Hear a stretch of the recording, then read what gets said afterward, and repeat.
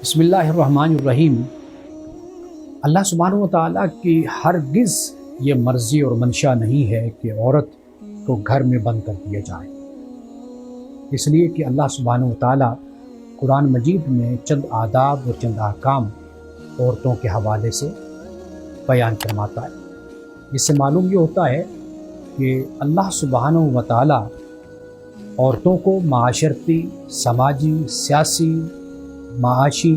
और ख़ानदानी ज़िंदगी में अपना भरपूर किरदार अदा करने की इजाज़त देता है और इसकी हौसला अफजाई फरमाता है। इसलिए कि अहकाम और आदाब दरअसल वही बताए जाते हैं कि जहाँ पे कुछ करने की और अपना किरदार अदा करने की इजाज़त होती है। यानी मिसाल के तौर पर अगर आप बच्चे को कोई मैदान मुहैया करते हैं,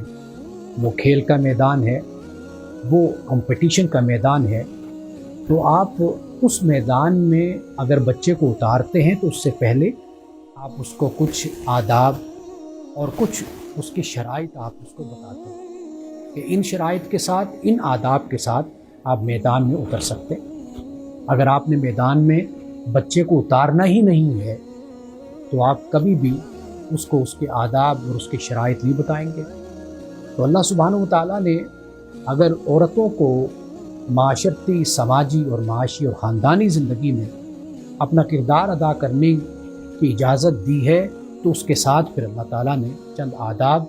और एटिकेट्स और मैनर्स और चंद अहकाम अल्लाह ने अता किए हैं। यानी जब ख़ातून माशरे में जाती है,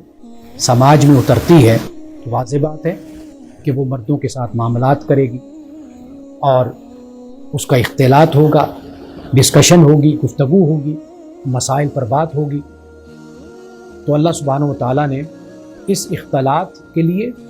और मामलात को तय करने के लिए, मिलजुल कर चलने के लिए अल्लाह ने औरतों को चंद अहकाम और चंद आदाब कुरान मजीद में अता किए हैं। और यहाँ पर ये बात भी पेश नज़र रहनी चाहिए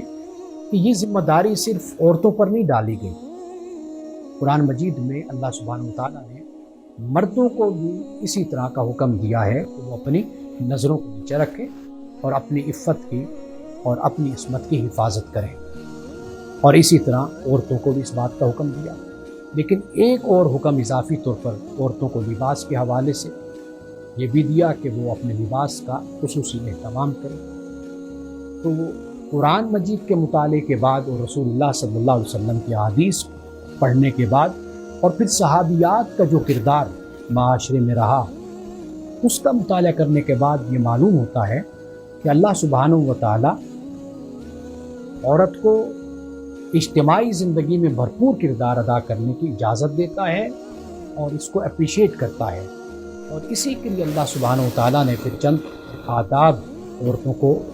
अता किए हैं ताकि औरतें इनको मलूज़ खातिर रखें और इनकी पाबंदी करें और माशरे में और इज्तिमाई ज़िंदगी में रहकर मर्दों के साथ कंधे से कंधा मिलाकर अपने समाज की तरक्की के लिए अपना किरदार अदा करते रहें।